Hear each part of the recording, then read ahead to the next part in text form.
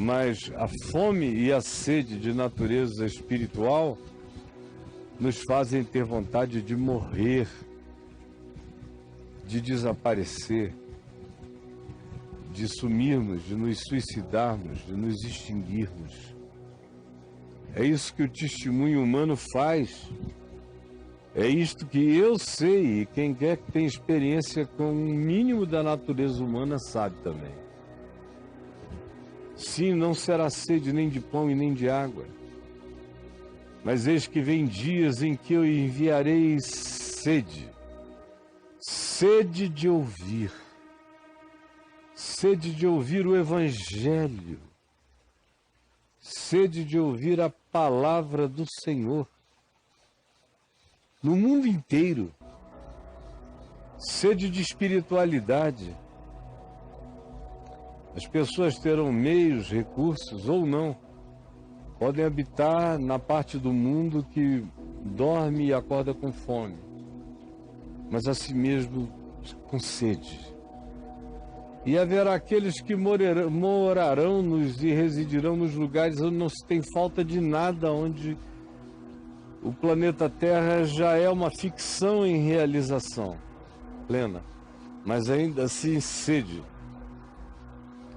Eles terão religião, eles terão tecnologia, eles podem até ter um Estado bem organizado, eles podem ter medicina de última geração, eles podem ter todos os profissionais da psicologia, da psicanálise, eles podem ter todos os recursos médicos e da neurociência que sejam necessários, mas nada disso os atenderá a uma necessidade essencial. Uma necessidade de natureza essencial, tomando conta desesperadamente do ser. É uma sede inexplicável que o Senhor Deus diz: eu enviarei. E eles entrarão nessa agonia de espiritualidade, eles desejarão saber qual é o sentido da vida, o que é que pode lhes dar significado. Eles gostariam e gostarão de ouvir a palavra do Senhor, mas ela não está presente. A palavra do Senhor foi tirada da terra. O evangelho da satisfação, da plenitude, da água da vida, do pão da vida, da luz do mundo, da ressurreição e da vida, terá sido tirado do mundo. Ficou só a religião, cultos, para lá e para cá, no mundo todo, na terra toda, mas uma sede indizível. Não adianta a prosperidade. Prosperei, tenho comida para 100 anos, tenho carros bons, tenho mais de uma casa, viajo quando quero, tenho segurança pessoal, frequento um templo, tenho um Deus e o cultuo, tenho pão e tenho água, ainda assim, uma necessidade indizível,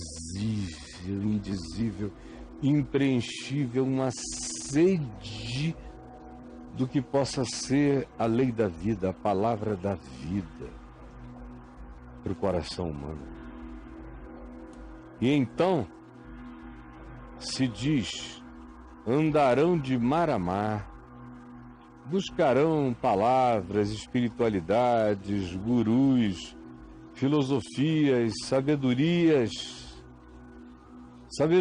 do norte, sabedoria do oriente. Buscarão todas as formas de sabedoria para ver se isso lhes enche o coração. Andarão para todas as direções do mundo procurando uma gota de significado. Correrão, se desesperarão buscarão com avidez agônica o sentido da vida em todas as partes do mundo, do Oriente, do Norte, de qualquer lugar. Andarão procurando a palavra do Senhor, mas não acharão. Acharão religião, doutrina, barganha, fetiche, superstição, mecânicas meditativas, ensinos esotéricos, rituais de suposta elevação espiritual, novas mensagens, novos moveres, mas nada satisfaz. Nem o que acham no norte, nem o que acham no oriente, nem o que buscam em qualquer lugar, podem buscar se satisfazer com tudo que satisfaz o corpo, e o elemento psíquico da alma é devidamente estimulado, mas ainda assim há uma oquidão no ser, que Deus enviou. Graças a Deus pelo envio da sede que nada satisfaz, graças a Deus pelo envio da fome que nenhum alimento atende, porque nem só de pão vive o homem, mas de toda palavra que sai da boca de Deus. Graças a Deus pela frustração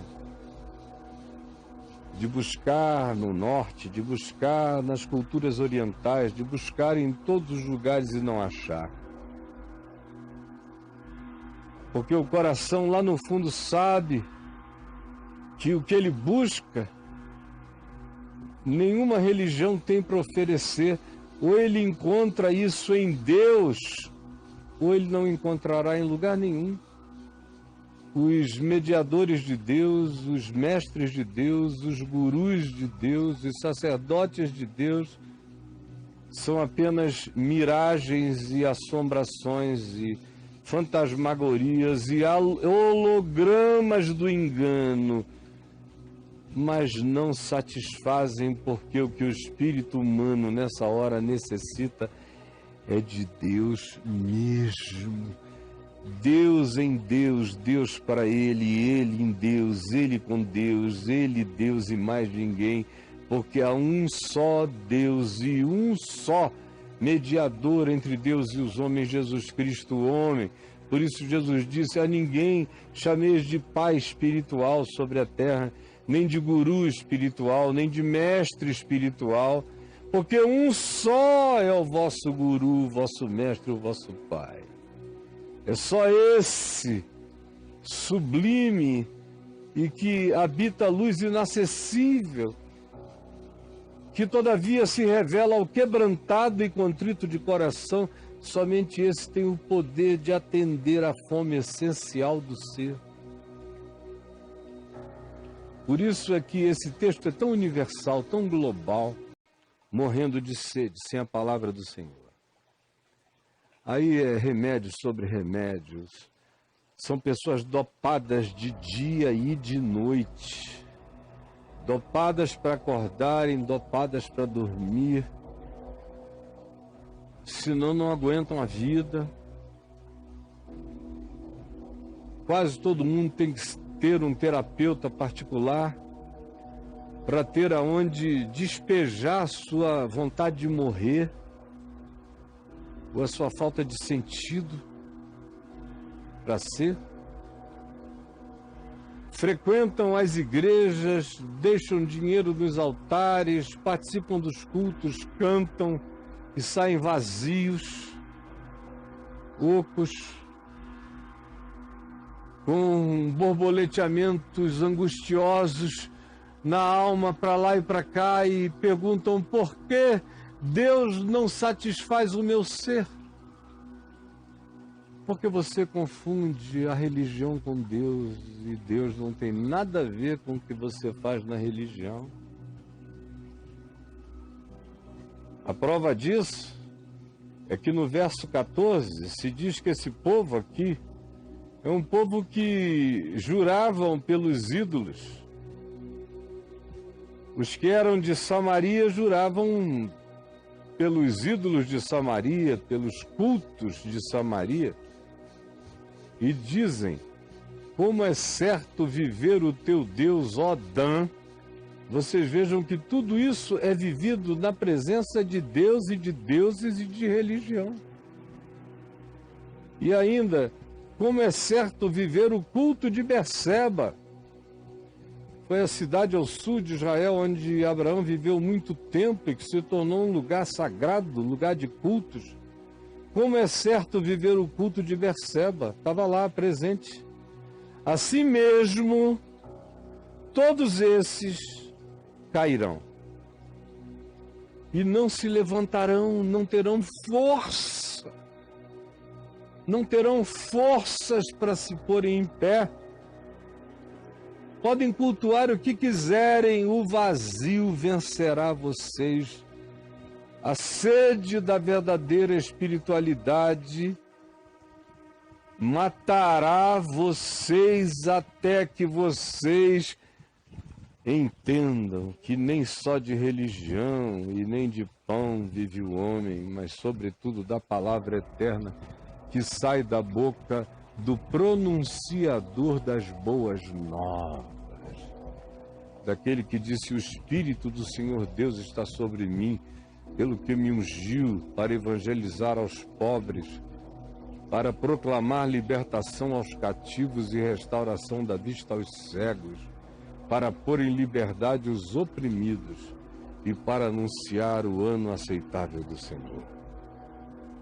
É dele que vem a palavra que, mesmo com fome de pão, o coração não se entrega ao desespero, porque a existência tem significado.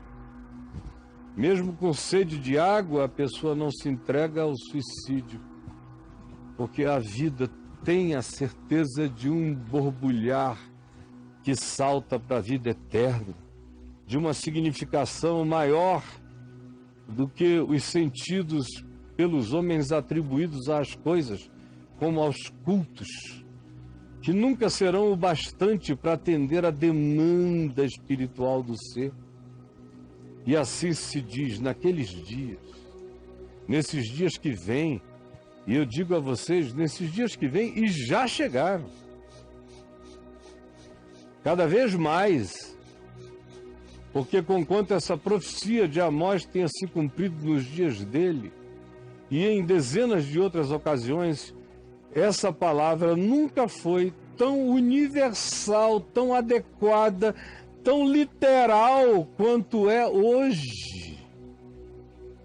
Porque literalmente é de mar a mar, é do norte até ao oriente, é por toda a terra que se corre buscando um sentido, procurando a palavra de Deus, que não a acharão. E naqueles dias, as virgens formosas, as meninas lindas e virgens. Eu acho interessante a designação de virgens formosas, porque não são mulheres formosas, são virgens. Aquela mulher que todo homem olha e vê crescer, se tornar mulher, ainda virgem, e diz: que desperdício será se essa menina morrer sem experimentar a alegria do sexo e sem dar alegria de amor a alguém, ou sem provar a alegria do amor com alguém. Eu me lembro da minha juventude, quando uma menina bonita se tornava noviça ou freira, era um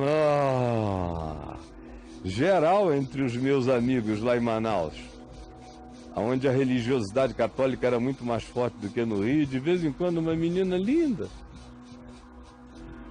se anunciava que ela ia virar freira e ninguém entendia, virgem, e a garotada dizia: meu Deus, que desperdício.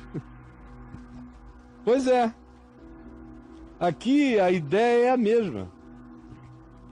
As virgens formosas, porque além de virgens, virgens lindas, que estão na flor da idade, no deslumbre da sua beleza, encantadas com elas mesmas, descobrindo como elas são sedutoras, poderosas, na beleza, na estética, na graça, no charme.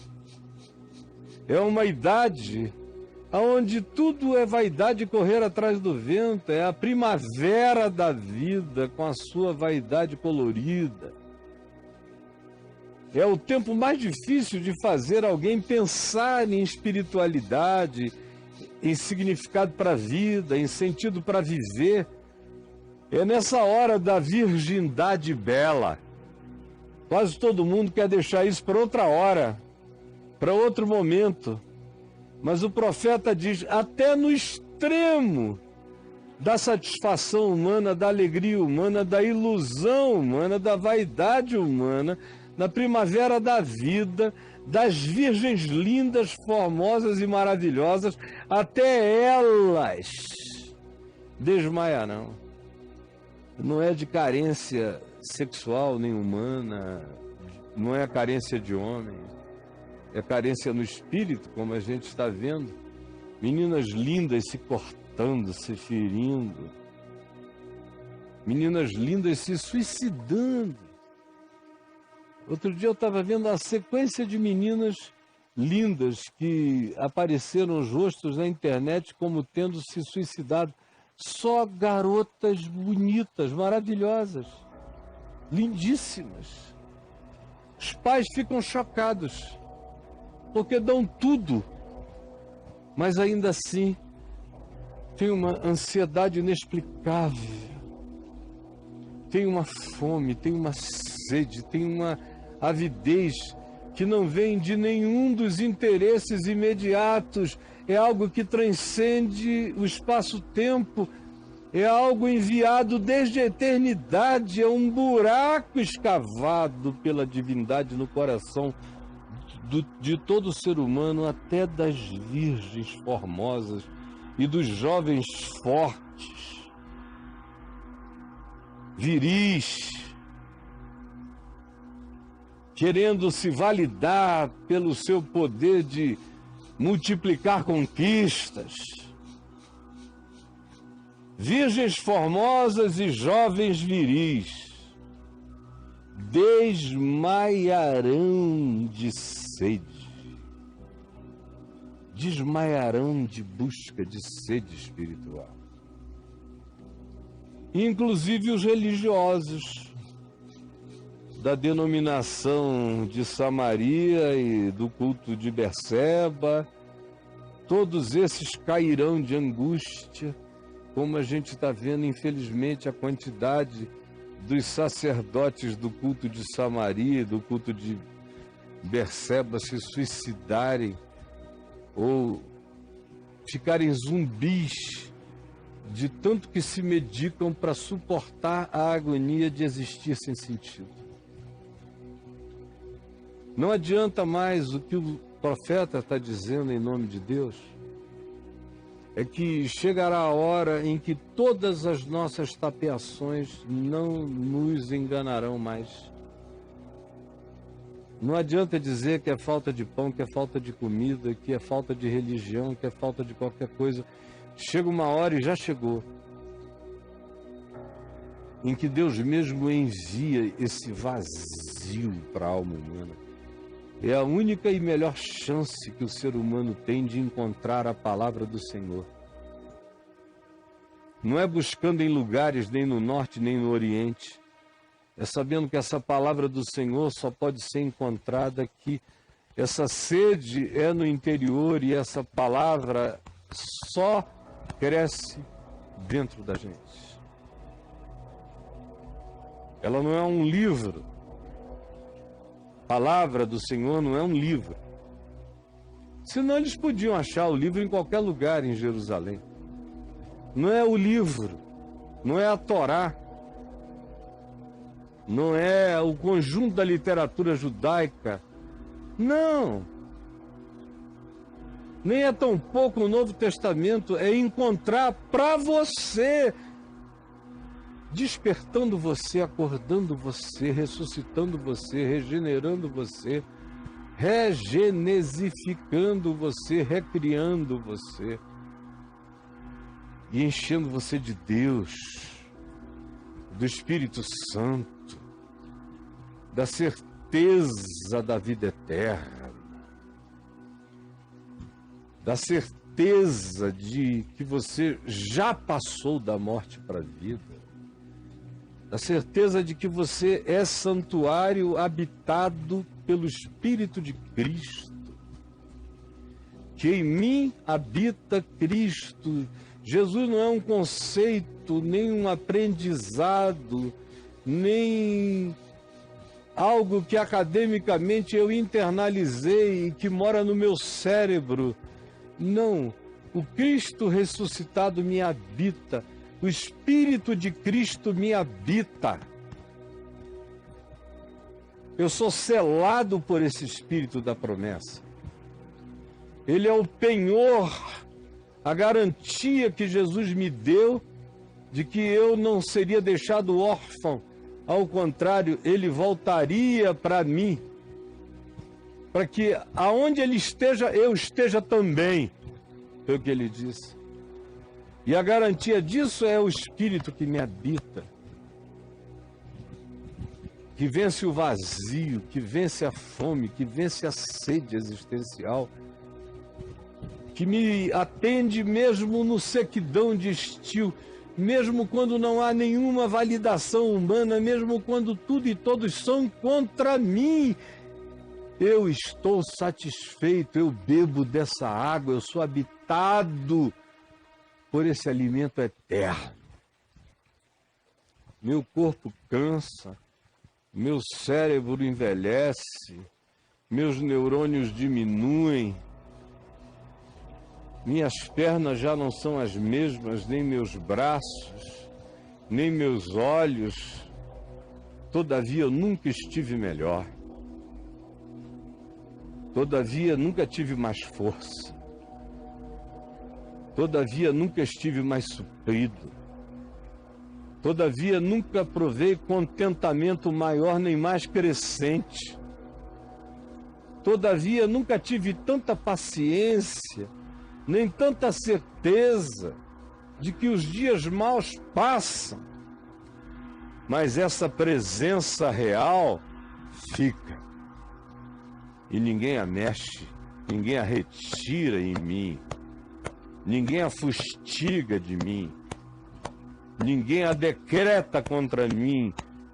Deus é por mim, quem será contra mim? Mas não adianta o culto de Samaria, nem o culto de Berseba, nem as sabedorias do Oriente, nem os poderes do Norte. Não adianta ser virgem, jovem, linda e gostosa, ser jovem, forte e pegador. Não adianta ser homem, viajante, buscador de mar a mar. Não adianta se informar em todo lugar. O que o seu coração precisa é uma necessidade que foi enviada por Deus. É uma necessidade de natureza existencial, escatológica. É existencial porque é uma demanda de significado para a existência. E é escatológico porque só se satisfaz com os sentidos últimos e essenciais da vida. Eis que vem dias, eles já chegaram. Já chegaram na sua casa. As suas virgens formosas estão desmaiando. Os jovens fortes estão desistindo da existência. Os que têm poder de cruzar mares voltam angustiados e vazios e sem sentido. E o que aumenta todo dia é o desejo pela morte. Como diz o livro do Apocalipse, no capítulo 9. Esse ardente desejo de morrer, mas a morte foge deles. É uma vontade de morrer sem se matar. É uma coisa horrorosa existir com vontade de morrer sem se matar e sabendo que a própria morte não mata a agonia que em você está. Que nem o suicídio soluciona a sua angústia de ser. Eis que vem dias e eles já chegaram. Estão aqui, atingindo a todos. Essa palavra que eu estou falando pode mandar para velhos, para novos, para jovens, para adolescentes, para adultos, para empresários e para famintos. Todos estão entendendo o que eu estou dizendo, porque esse tempo chegou. Jesus disse também que chegaria esse tempo quando, em razão da expectativa das coisas que viriam e que já se saberia que viriam sobre o mundo, os homens desmaiariam de terror, de angústia, de pavor, de pânico, de não solução, de não convicção, de não fé. Desmaiariam de terror pela expectativa das coisas que sobreviriam ao mundo. Eis que vem dias, esses dias já chegaram, esses dias estão entre nós, e só se salva desse dia, como diz Apocalipse 9, aqueles que trazem o selo do Cordeiro na sua fronte, ou que trazem a marca do Cordeiro do coração. O selo do Cordeiro é essa certeza de que se Deus é por mim, ninguém me afasta do amor de Deus. Essa é a marca, essa é a convicção, essa é a força mental provocada pela fé, só pela fé, não pelas circunstâncias. Ninguém me separa do amor de Deus. Você crê nisso? Isso sela o coração. Sela o coração. É o penhor, é a garantia, é o anel eterno que Deus entrega dizendo, olha, esse é o meu imprimato divino. Eu vou deixar com você. Vou deixar com você o anel da criação, o meu espírito, como prova de que eu não te deixarei só, eu voltarei para você. E aqueles que têm essa esperança não correm de mar a mar, nem para o norte, nem para o oriente, não estão à procura de nada, encontraram, são habitados já pelo único que pode manter o coração saciado nesse tempo da fome universal, da sede mundial e da angústia global, desse ardente desejo de morrer, ou dessa existência que perambula depressiva, caindo trôpega, precisando de agentes químicos para se levantar, porque até as virgens formosas estão desistindo de viver. Esse tempo chegou. E esse vazio é a bondade de Deus em você, para que você não passe pela existência como uma máquina solar, sem alma, sem espírito, sem Deus, só um boneco de carne que nasceu e vai morrer.